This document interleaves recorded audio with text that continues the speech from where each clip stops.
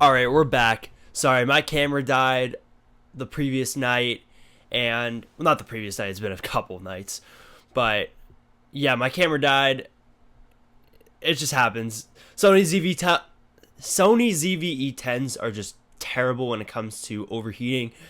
Chances are it could probably overheat now, so that's why I have the AC going. It's just like I have a lot of. I'm trying to keep this camera on, and it just sometimes it just turns off. At least I got to talk about the first.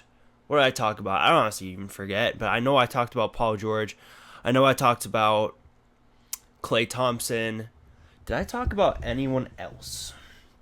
I think those were like the main ones, because I had a long ass rant about Paul George. I'm gonna double check that. But the next move I was gonna talk about was the Dejounte Murray trade to the New Orleans Pelicans. I'm so happy that Dejounte Murray is finally out of Atlanta. When he first got traded there, I thought it was a good move just because Dejounte was going.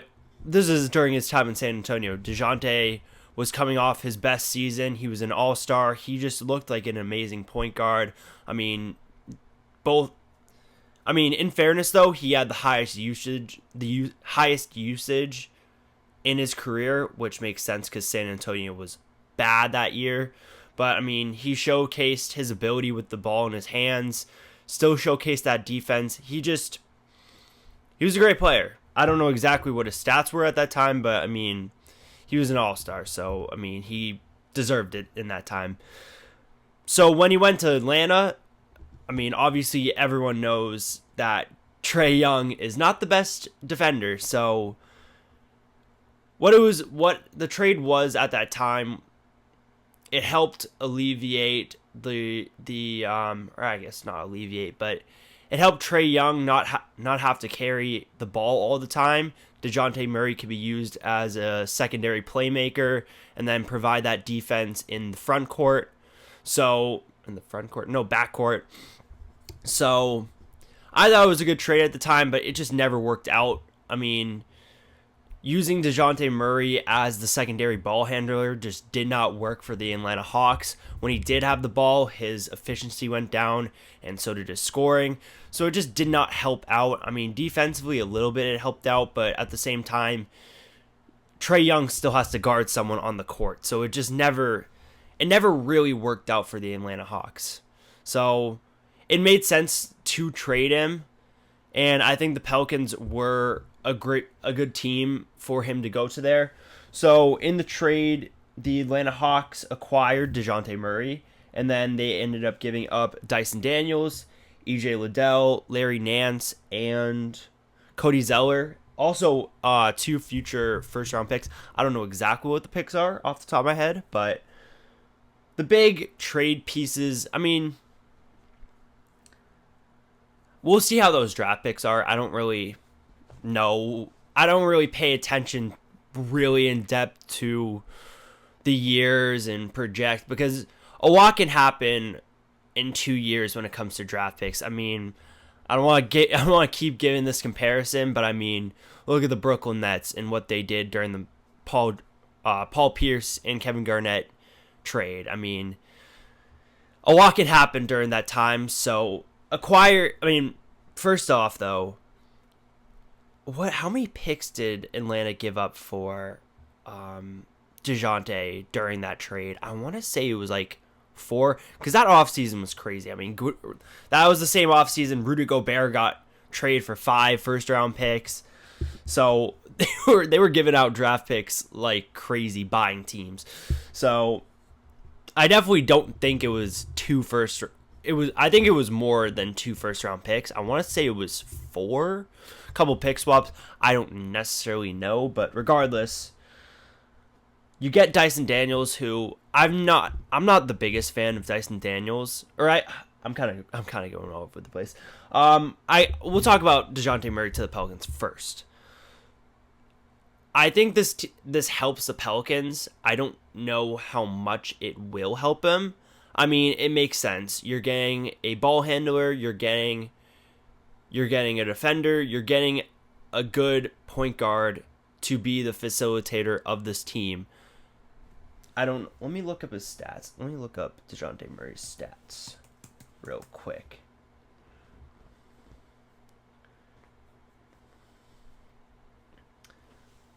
I mean, he's consistent though. I mean, off rip. I mean, I'm just seeing this. He's played a lot of basketball games recently. Like he's been able to stay healthy after his ACL injury back then. He's second in most improved. I did not know that. 46. I mean, like, his efficiency. I mean, honestly, his efficiency isn't bad.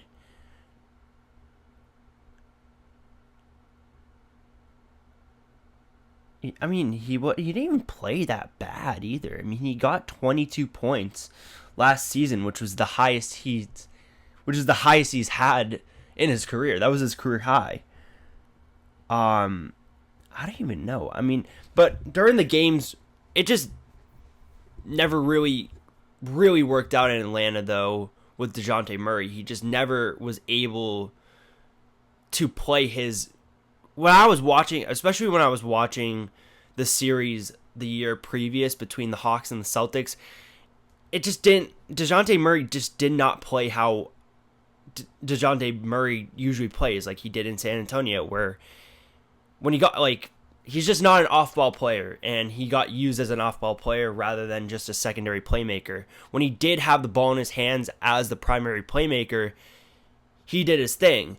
But then it just, you had Trae Young, and just to put it in simple terms, Trae Young and Dejounte Murray did not work out. That's how it went. But I mean, I guess I haven't been watching much Atlanta basketball games, so I can't really give you a full synopsis of this. But I mean, yeah, I feel like going to the Pelicans, Dejounte Murray can now play more of his game. He can be used as the primary ball handler in the offense. He can just, play his own game. And for the Pelicans, it makes sense for them because they do need a point guard. They've been starting CJ McCollum at the 1 for about 3 years now. And, I mean, before that, when he was in Portland, he's been playing more of an off-ball role to Damian Lillard. So moving him to the shooting guard role, personally, I think he's even better as a 6-man now that he's getting later into his career. But getting CJ McCollum more as an off-ball guy will help the Pelicans a lot more. And you'll just have a facilitating point guard who can give you 100% who will give you 100% on both the offensive and defensive side of the floor. It will definitely help out. Yeah, I mean, it's crazy. I thought, wow, that's crazy. Dejounte Murray didn't even have that bad of a season.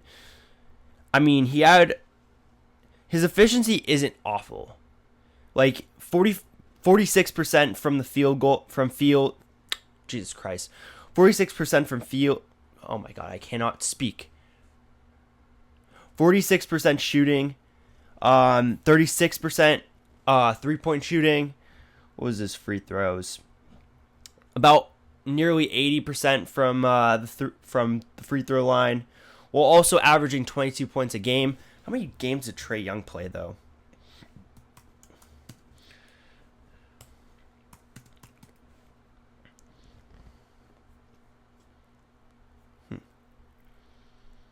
I mean, Trae Young averaged 25, but oh yeah, he didn't play a lot of games that year. He only had 54 games, so that makes sense that makes it more sense now because when Trae Young was injured, Dejounte Murray became the point guard and he played his own brand of basketball. So I'm not gonna try to make the debate of is it a Trae Young problem because. I mean, I think Trae Young's a good basketball player. I think offensively, he's one of the best offensive players in the league. But he's just such a niche player to where it's hard to build an offense around him or to build a team around him. So they tried to make it work with Dejounte. It just never ended up working. What the Atlanta Hawks got in return, they got Dyson Daniels. I'm not the biggest fan of Dyson's game. When he was coming out, I saw him. I mean, to me, I feel like he's more like a tweener between like a shooting guard and a small forward. He's definitely played both in his career. I mean, he's a great defender. I think that's his calling card in the NBA. He's really found a role as a defender on that, and I mean, it helps out teams considering he can play the shooting guard, he can play the small forward. I mean, he's 6'7", so he can play both those positions, even power forward if you really need him to. But I don't know. Yeah, I mean, let me look at Dyson Daniels too.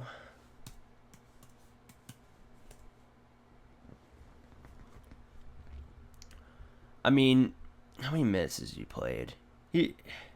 Yeah, offensively, he just hasn't really found himself. I mean, he averaged 5 points per game last year, albeit he in his second year in the NBA. But yeah, he hasn't just been able to find an offensive role.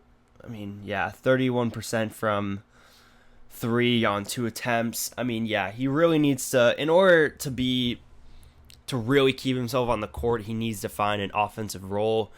Defensively, he's been great. He's been better than I expected. I mean, when he was coming out of the draft, I considered him more as just this big playmaking forward, and he's more so transitioned into just being a defender, albeit he's still a great playmaker. I mean, that's still one of his best traits, but yeah, again, his offensive game needs to help out. I don't really care much about the rest of their trade package. I mean, the only significant impacts are the 2 first-round picks and Dyson Daniels, really. So, I mean, this is just a losing situation for the Atlanta Hawks. I mean, you gave up so much for Dejounte Murray. You really banked on him becoming a key contributor to this team, and the experiment with him and Trae Young in the backcourt, it just never ended up working. And yeah, they put a lot of chips in, and they ended up getting a portion of their money back. So it really sucks for them. But yeah, I really like this move for the Pelicans. I mean, again, the West is going to be so competitive next year. I really think there's like 11 teams that are really contending next year. And I'm really happy to see all like 10 teams that are contending really pushing themselves, putting their hat in the ring and seeing what happens. Because, I mean, we saw what happened with the Minnesota Timberwolves. They were, a 7 seed the year previous, ended up becoming the 3 seed. You know, a lot can happen during an NBA regular season, especially with injuries, so might as well contend, especially if you have the pieces. We'll see what I mean, this is like July 12th now, so Brandon Ingram hasn't gotten traded yet, despite the rumors. So we'll see if the Pelicans still hold on to him. I mean, I think at this point, why not? But at the same time, yeah, if they do keep Brandon Ingram, I don't know. I really think Brandon Ingram's time in New Orleans should be over. I just think he needs a fresh start, and I just think that this team needs to transition more so, I guess. I don't know. But yeah, I mean, this is an interesting move. I mean, it's definitely I like this move for Dejounte. He's going to play his brand of basketball on a good team I think the Pelicans are better than the Atlanta Hawks. So, yeah, I really enjoy that, and we'll see how he plays in New Orleans now. All right. What other trades has there been? Or what other moves has there been?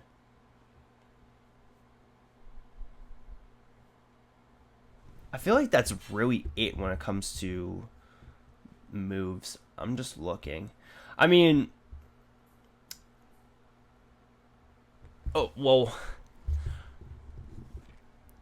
I think the real winners of the NBA offseason has to be the Boston Celtics. I know they haven't made any moves whatsoever, but the fact that they were able to re-sign their entire rotation just speaks numbers I wouldn't say speaks numbers, but it's really impressive that they were able to do this. I mean, a lot of teams when they win their championship, a lot of especially the role players, they want to go on. They want to get the highest amount of money that they want to get the highest amount of money possible, and a lot of the championship winning teams just let them walk and, hey, we won our ring. All right, you can go get your money. That's kind of how it goes for a lot of people. For example, Gary Payton II, after the Warriors won in 2022, he signed with the Portland Trailblazers for a good amount of money. So, that's an example. I'm trying to think of some other ones. I guess Timothy Mozgov, I think. I don't know if I want to say he did, but I don't know. He did win with the Cavs in 2016, but I don't know if he cashed in right after that. But yeah, a lot of players like that just leave and the championship team doesn't care. Whereas the Boston Celtics, they've done the opposite. They've re-signed guys like Sam Hauser. I mean, they re-signed Peyton Pritchard. I don't know if they re-signed him. They re-signed him the year previous, but he's extended. They extended Xavier Tillman. Extended Derek White, who's been the ultimate role player for this team. One note, can we please change the six-man role? I wouldn't say six-man of the year. Actually, never mind. I was going to try to make a case to have a role player award, but at the same time, it's kind of like the six-man. So at first, my initial thought was get rid of the six-man of the year award and replace it with role player of the year award, but I think six-man of the year should stay. Regardless, the Celtics extended Derek White, and most importantly, they extended Jason Tatum, who I believe is now the highest, once his contract cashes in or comes into full effect, he will be the highest paid player in the NBA. The offseason after they signed Jaylen Brown to be the highest paid player in the NBA. But yeah, that's just crazy. Again, it's amazing that the entire rotation is intact for the Celtics. They're going to be the favorites next year without a doubt. It speaks numbers though to see a team still stick together, and it really goes to show how committed and how devoted this team is to winning. That's just how my initial thoughts are about this. Next year, I really think they can easily go back to back. It's tough going back to back. We all thought the Denver Nuggets were able to do so. It's hard nowadays. Obviously the Warriors made it look so easy, but then again, they had 4 all-star caliber players, 2 top 15 players in the NBA ever, with two of the best three-point shooters in the league. So the Warriors are an exception to this, but in the modern, I guess, parody-esque NBA that it is right now, it's so tough. But, as crazy as it sounds, this is going to be the last year that the Celtics are going to be able to contend. Just, if for those of you who do know, or, I guess it's who don't know, but it's pretty known that the Celtics, Wyc Grousbeck has put the Celtics up for sale. So it's going to be interesting who's going to take over for the Celtics. And obviously signing, they have the highest payroll in the NBA in the next 2 to 3 years. So inevitably someone on this team is going to get traded. I don't know exactly who, but no way you're going to be able to afford this entire rotation for the next 4 or 5 years. It's just not going to happen. So that's just how it's going to be. So, that's why, that's how the Celtics have probably thought about it was, let's all cash in. We all should just go at it for the next year. Or I guess the Celtics front office more so was just we'll give everyone their paydays for what they're doing. Let's run it back one more year, and then we'll go our separate ways after that. That's how I kind of see what the Celtics are going through right now in the minds of the front office. So, yeah, in the present day, it looks really good for the Celtics, but in the next 2 years, it's really concerning, especially now with the tweets Jaylen Brown is coming out with.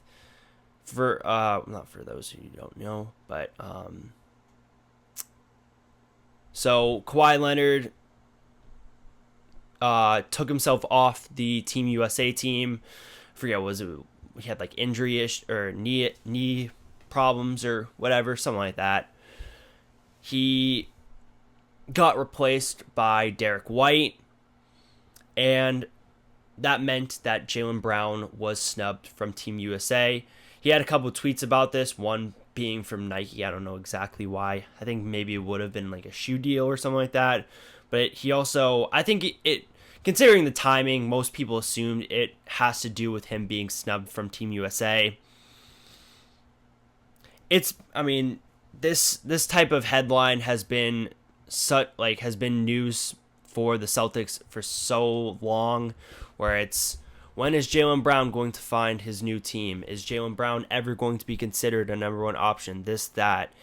And as much as it hasn't been that way over the past 2 years, just based on the success the Celtics have had, in the back of my head, and I'm sure it happens with other Celtics fans too, I can't, it's still a possibility. I can really just see Jaylen Brown someday request a trade and want to be the number one option on a team. I mean, especially now because Jason Tatum, I would be in the same way too. I mean, you just got the Finals MVP. You were the best player throughout the playoffs. You outperformed Jason Tatum, yet Jason Tatum was the All-NBA first team. He's the cover of 2K. He's on the Olympic team. He is the face of the Boston Celtics. And you're just still in the shadows. Like, if I'm Jaylen Brown's shoes, I would be upset too, so I don't blame him. And again, it really concerns me. So next year, I wouldn't be surprised, like the year after, so after the 2024-2025 NBA season ends, I really think, especially if the Celtics have a shitty season and things don't work the way they want it to work and they don't go back-to-back, like, for example, if they lose in the Eastern Conference semifinals or even the Eastern Conference Finals, if it's a shitty series that they end off of, I really think Jaylen Brown could just walk, or not walk because he's the highest paid player in the NBA, but I can genuinely see him just want to leave the Boston Celtics and then just an avalanche of things transpire right after. But again, going back to my point, inevitably someone that was extended from the Boston Celtics and that between now and last year is going to be off this team come next year. So it's only a matter of time, but it gives them an additional year to be true contenders. And we'll see from there. Part of me thinks that they're able to do so, but part of me also believes that it's going to be tough, especially when the Celtics have 3 players that are playing in the Olympics. That's just additional basketball that they're playing. So it's going to be tough. We'll see what happens, though. What other free agent deals do I want to get into? I mean, I really think I touched on everything. I haven't talked about I'll talk about this because I'm seeing it right now, but Donovan Mitchell signing his extension with the Cleveland Cavaliers.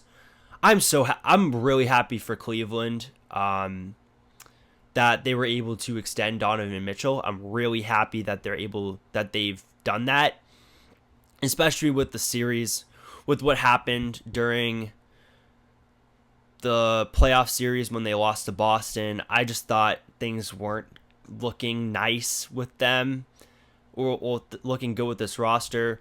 Obviously, they fired JP Bickerstaff and they hired oh my god, I'm blanking on his name. Oh my god, why am I blanking on this name? Because Jesus Christ, I'm so unorganized.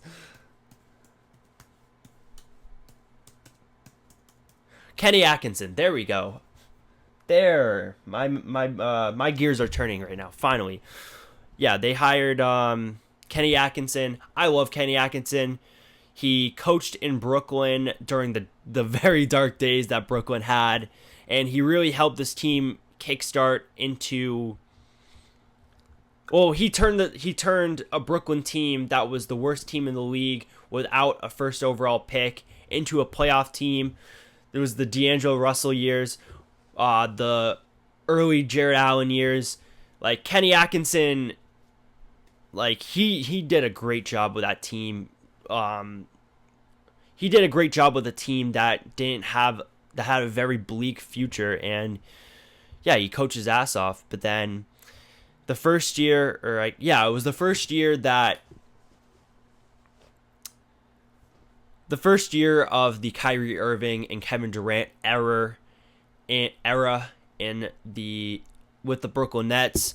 Kenny Atkinson coached that first year, and I don't know exactly what happened, but it seemed like Kenny Atkinson and Durant and Kyrie wanted to go their own separate paths. It seems like Kyrie and KD didn't like his style. They basically from what the headlines were at that time, it seemed like they fired him himself, which I don't want to get into that. But yeah, Kenny Atkinson left Brooklyn after that year. He then went to the Warriors and was an assistant. He won a ring with them in 2022. He's been one of the best assistant head coaches in the league for some time. I know he almost became the Hornets head coach. I want to say it was during the 2022 offseason. He almost became the Hornets head coach. I think they agreed on it, and then he backed out before.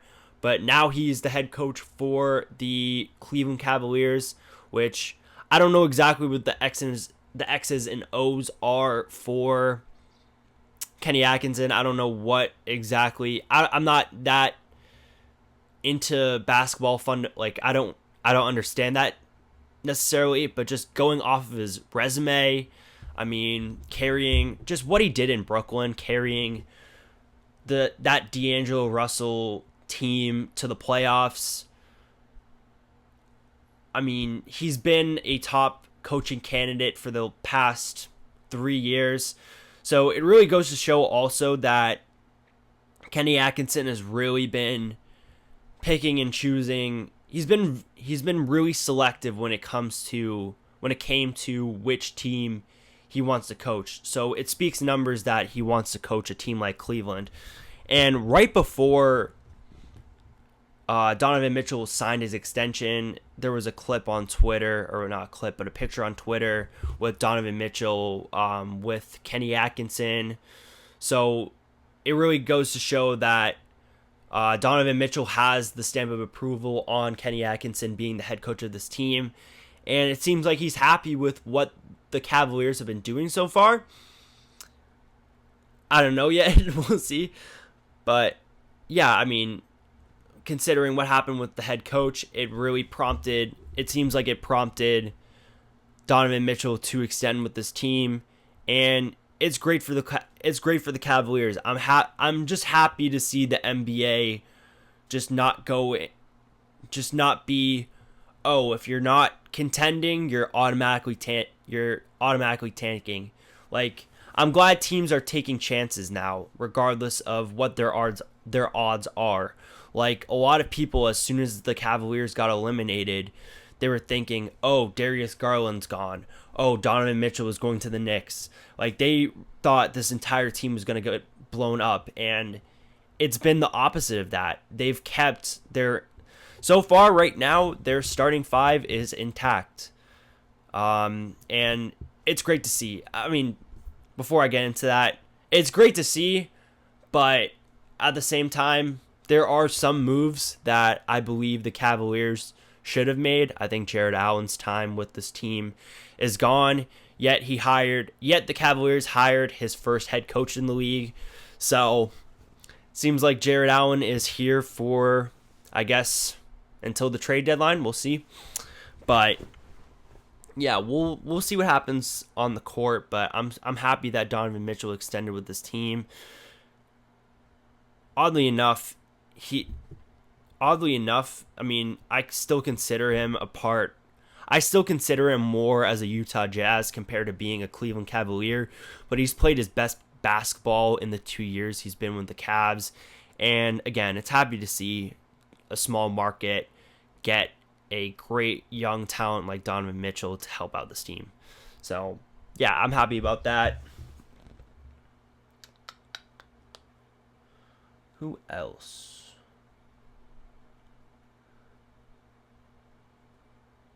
Who else got extended? Yeah, other than that, this offseason hasn't been really that amazing. I mean, obviously, LeBron James got extended. Buddy Hield joins the Golden State. I mean, I'm just kind of going off this, just all the transactions that have happened in the league so far. Just going off of and just seeing what I eye.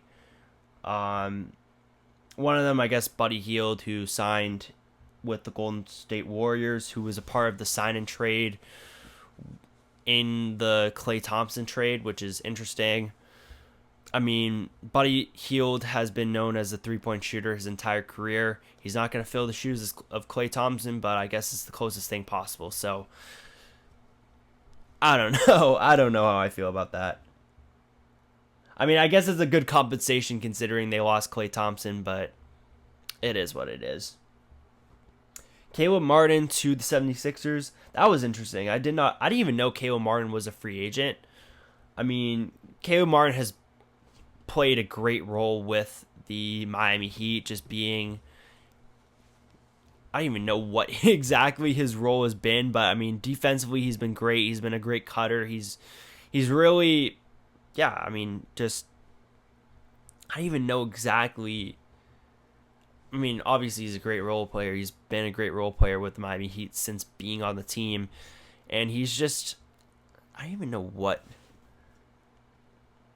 Like, he's just all around a great role player. I mean, I guess my comparison would be like a, not Jaren Jackson Jr., Jesus Christ. This is a rough day for me right now. Sorry. Jaren Jackson.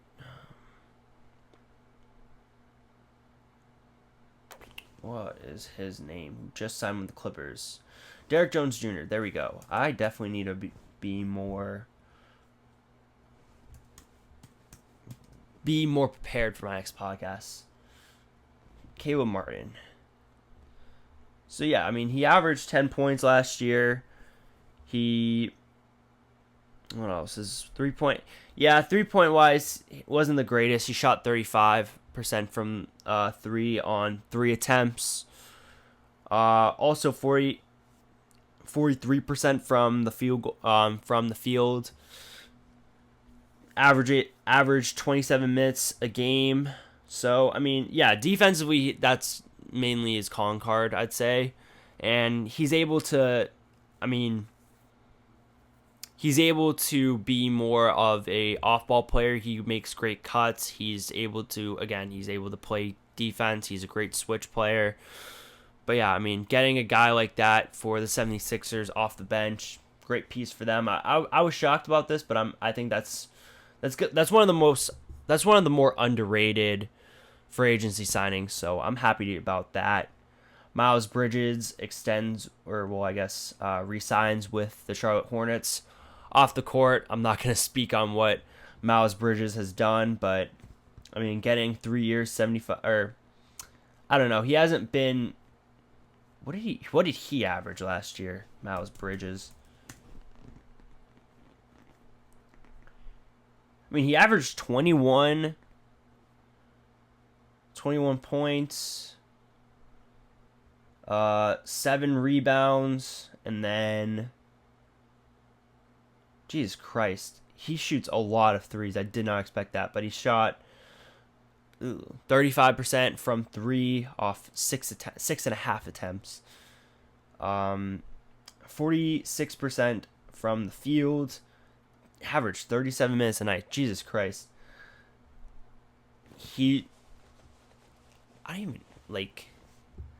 Off the court, I don't know how much.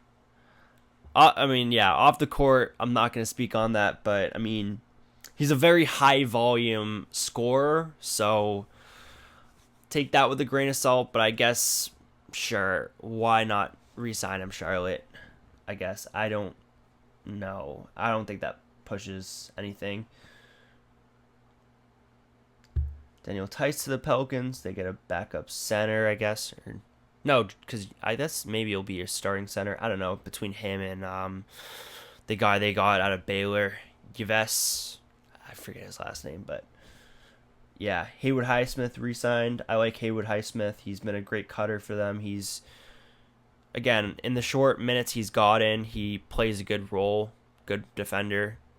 I mean, now that Caleb Martin is off the team, was I saying Caleb Williams compared to Caleb Martin? Regardless, now that Caleb Martin is off the Miami Heat, Haywood Highsmith is going to play a more significant role and kind of step into the Caleb Martin role. So we'll see how he does in that. We'll see how he does. And I mean, he got, how much did he get? 2 years, $11 million, $5.5 million AAV. That's nothing for a guy like him. So that's a great low budget contract for the Miami Heat. What else? Cade Cunningham re-signed with the Pistons, got extended for the Pistons, got his rookie extension, 5 years, $224 million. I'm really happy that Cade Cunningham got his bag, considering he's only played, I mean, I want to say he's really played 2 years in the NBA, because during his second year, he missed most of it. I want to say he played like 15 games, but I'm really happy. I mean, I really think I'm really high on Cade, and I really hope that he ends up becoming an all-star player. I mean, he got 22 points last year, 35%. I feel like I'm reading the same stats each and every time, but 22 points, 7 assists, 4 rebounds, or 7.5 assists, 35% from the three, nearly 45% from the field. I mean, again, I really think Cade Cunningham is an amazing player. I really hope that he lives up to the potential as he was when he was drafted first overall in 2021. I'm so high on him, so I hope he turns into a great player and lives up to the contract he's gotten, but we'll see. I mean, that's basically it as far as I'm seeing. I mean, Jonas Valanciunas to the Wizards. I mean, I don't really. I'm surprised. Jonas Valanciunas he only got 3 years, $30 million, only $10 million a year. That's kind of crazy to me, especially him going to the Wizards, which is weird. But that's a great value contract for the Wizards, and they can trade him at any point, depending if they find a suitor or not. So this contract can turn into 1 or 2 first-round picks. I wouldn't say 2 first-round picks. It can turn into a low first-round pick, so we'll see what happens. Chris Paul signs with the San Antonio Spurs. He got waived from the Golden State Warriors. That's weird seeing. It's going to be weird having CP3 in a San Antonio Spurs jersey. But I mean, it's going to help the Spurs when it comes to just mentorship. CP3 is one of the smartest players in the NBA, and he's just a veteran. He's going to give this young Spurs team such help, and it's going to be interesting I think inevitably he's going to get traded from this team. I think he'll either get waived during the trade deadline, depending on how he does. He's either going to get waived, or he's going to get traded to a contender, because he's only making $11 million a year with the Spurs. So it's not a high contract like it was when he was with the Warriors. But yeah, I mean, he's going to give so much. He's going to give great mentorship for this young Spurs team. I mean, especially with Stephon Castle being his backcourt mate. I know Stephon Castle wants to be a point guard. Getting a guy like CP3 to mentor him and be on the same team as a rookie, it's really going to help Stephon Castle. And then also just having CP3 as a playmaker for a guy like Victor Wembanyama, we can really tap in and see what Victor can be. I'm really banking on him being I'm really banking on Victor to be an all-star next year and even a most improved player candidate. I can see not even an all-star. I think that's not even a lofty expectation. I really think he can end up being an all-NBA player personally next year. So, yeah, we'll see about that. I keep saying we'll see about that. But, yeah, I'm fine with this move. I mean, it's a low risk. This is a low risk for the Spurs, and it can definitely turn out to be great for this team when it comes to just player mentorship and just giving experience to a young roster and maybe getting some trade capital out of it. What else? I keep saying every single time I say that, I'm going to just, I don't know. Why do I keep saying that? A couple of the best role player signings, though, that I really like is Kentavious Caldwell-Pope to the Orlando Magic. KCP has been on 2 championship teams in this decade. He was on the Lakers team, both as a starter, by the way. He was with the Lakers in 2020, and he was with the Nuggets in 2023. Again, he's just the definition of a role player, a great glue guy, great defender. Yeah, I mean, for an Orlando Magic team that looks to be playoff contenders next year. I mean, they made the playoffs as a 5 seed last year. Jeez, I can't speak. They made the playoffs as a 5 seed last year in the first year with the Paolo Banchero era, I guess you want to call it. Yeah, I just think it makes sense. I mean, especially getting a veteran. I mean, this Orlando Magic team is also very young, so getting an experienced playoff. I mean, this guy has played a million playoff games in the past. I don't know. He's played a million playoff games, though. And, yeah, bringing him to an Orlando Magic team who's younger, who is just getting their feet wet when it comes to the playoffs, it makes sense. The New York Knicks shifting to the OKC Thunder, they didn't trade for Isaiah Hartenstein. They signed Isaiah Hartenstein. I forget. I don't know what they gave him for money, but I really like this move for the Thunder.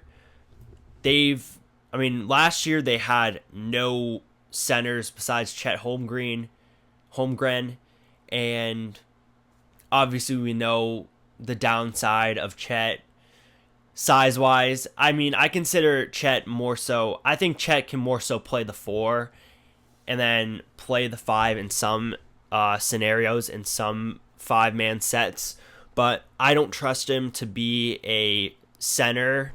My camera keeps dying, so I don't give a shit at this point. The last point I wanted to touch on was the Mikal Bridges trade to the New York Knicks. Actually, before I get into that, I want to I want to finish my talk with Isaiah Hartenstein. I do like this trade. I do like the signing for the OKC Thunder.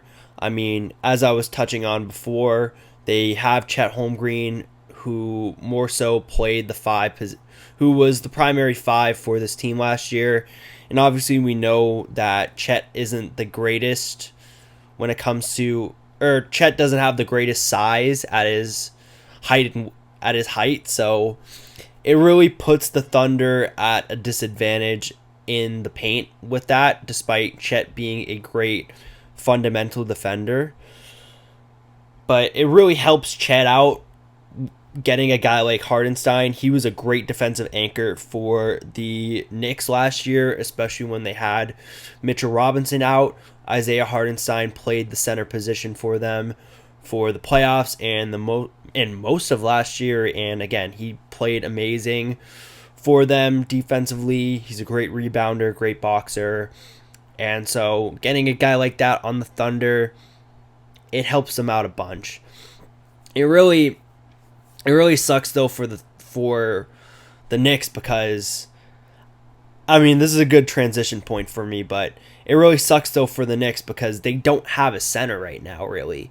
I mean, they still have Mitchell Robinson, I want to say. I don't know if he's a free agent or not, but the fact that they don't have Mitchell Robinson right now, the fact that they have to just rely on Mitchell Robinson, I just don't feel confident with what they have at the center position.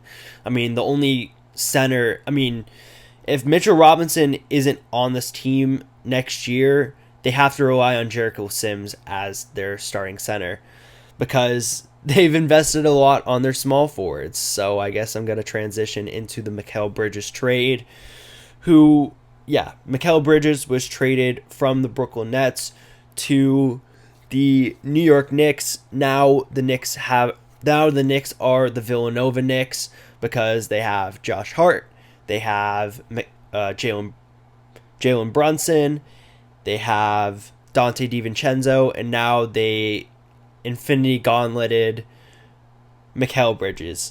I didn't expect this trade to actually end up happening. I did not expect Mikal Bridges to actually be a Knick. I thought he'd go to like a Houston. I thought he'd be somewhere else, but it's really happy to see Mikal going to the Knicks and teaming up with his college friends. I think he actually did request to go to the Brooklyn Nets too, so it makes sense. I understand why. I don't blame Mikal Bridges for wanting to request to the Knicks. Seems like he saw them having so much fun being on a playoff team, and he's just like, all right, I want to get the fuck out of Brooklyn. So, yeah. I forget exactly what the specifics of the trade was, but it was 4 first-round picks. Again, I'm not a pick. I don't really give a shit about picks, really. Like, picks are cool and all, but at the same time, I really care about them when they actually do end up happening.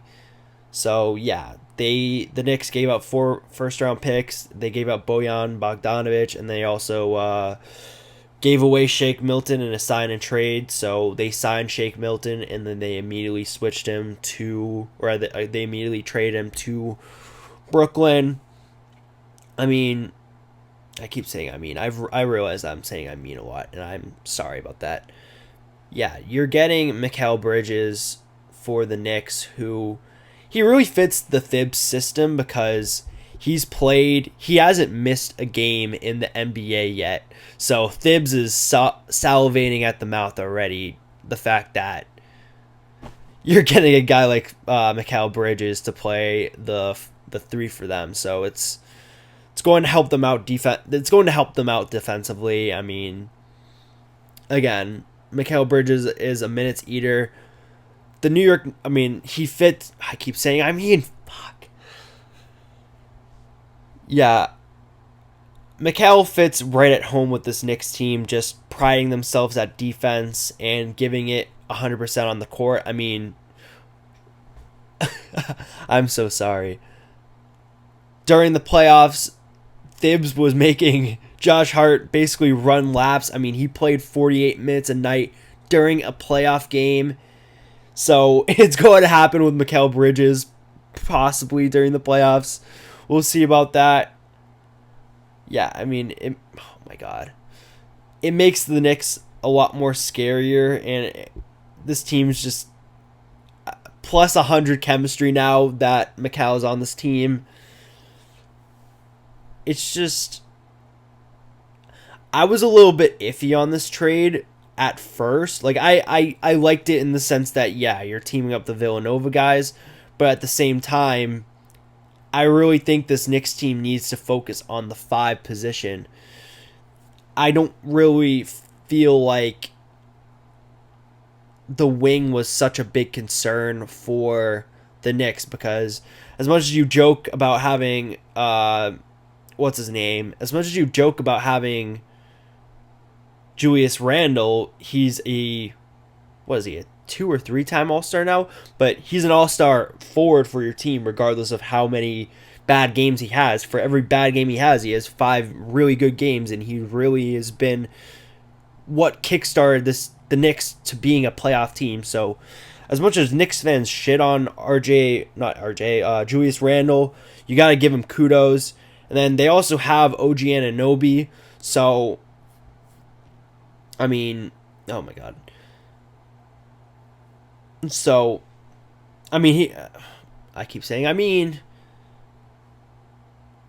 OG hasn't played a lot of basketball, especially at the end. Neither has Julius Randle, actually. They both were injured at the end of the season.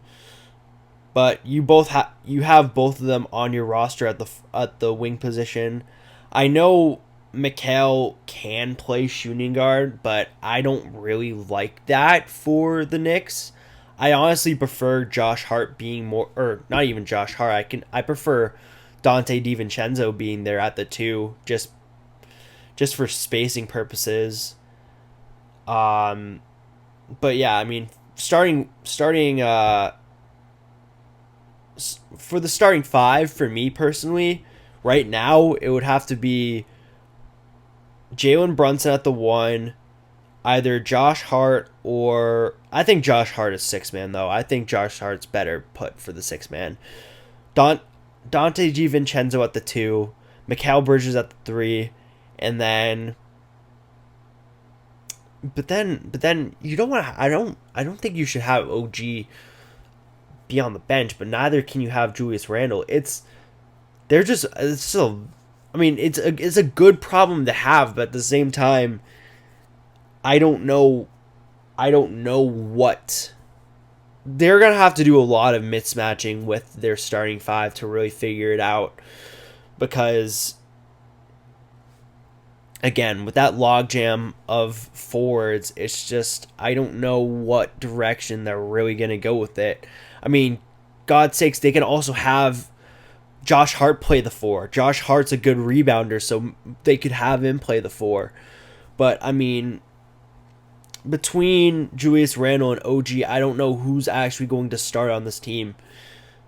For God's sakes, they could honestly even play Julius Randle at the 5, considering they don't even have any players at the center position, really. I mean, it's just only Mitchell Robinson, who I don't even think is going to be on this team next year. So Jericho Sims, there's a really good chance you're going to play on this team and get starting minutes. They didn't even address the center I mean, oh my God.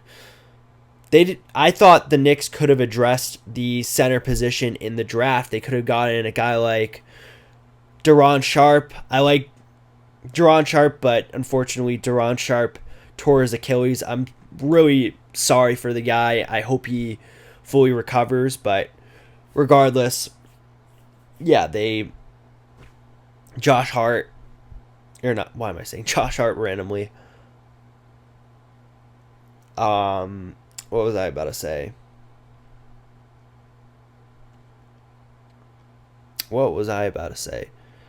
Yeah, they could have addressed the center position in the draft. Never ended up doing so. I mean, they got Tyler Kolek in the second round. I really like Tyler Kolek. He fits Thibs' system really well, and I mean, I'm going to punch myself every single time I say. I mean, Tyler Kolek is an older prospect in the draft, so he's not like a developmental guy, so he can easily get minutes on this rotation, in my opinion. Yeah, it's really interesting what the Knicks are going to do with their starting lineup next year, because they can go a lot of ways, but also on another Knicks note, Jalen Brunson signed an extension, and he took a massive pay cut for this team. It was over $100 million he sacrificed $100 million to let the Knicks have more flexibility when it comes to their cap space. Because when the Mikal Bridges trade happened, my biggest concern was of the contract situation, because Mikal's on a good contract, Jalen Brunson's on a big contract, OG just got signed to a really big contract, and so is Julius Randle. So, and also Josh Hart and Dante DiVincenzo are making significant money as well. So there was a lot of money to be working with for about like 6 guys on your team. And having Jalen Brunson take the pay cut that he did, it really helps this team out when it comes to wanting to be contenders. It's scary. I mean, besides the Celtics, the Knicks are the next contenders in the East. And again, as I was saying earlier in the podcast, if Boston can really, if things don't go well for Boston next year, then the East is for the Knicks, honestly. I can really see Boston fumbling. I can really see, I mean, especially next year, I can really see the Knicks becoming the 1 seed, and I can see the Celtics being the 2 seed. I can really see that. I'm not dissing what the Knicks are doing. I really think that this team is a competitive team.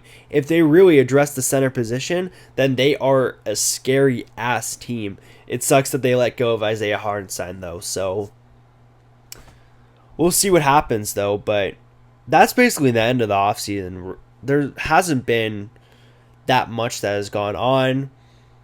I mean, obviously the bigger signings, a couple big trades, but there hasn't been anything that really has made me scared as a Celtics fan, I guess, which nothing really is scared to me right now. But regardless, that ends the off-season episode. It's been very inconsistent with my recordings and everything. I'm pretty busy, but I needed to get an episode out. I really wanted to share my thoughts about the NBA offseason and everything. It's going to be a very interesting video to watch, but I hope you enjoy. I'm going to cut these clips up in the next few days. I still got to cut up the clips from the NBA draft. I got to publish all those, but yeah, I mean, of course I do the intro or the outro with I'm gonna fucking, oh my god. But yeah, that ends the video or the episode, so yeah, see ya.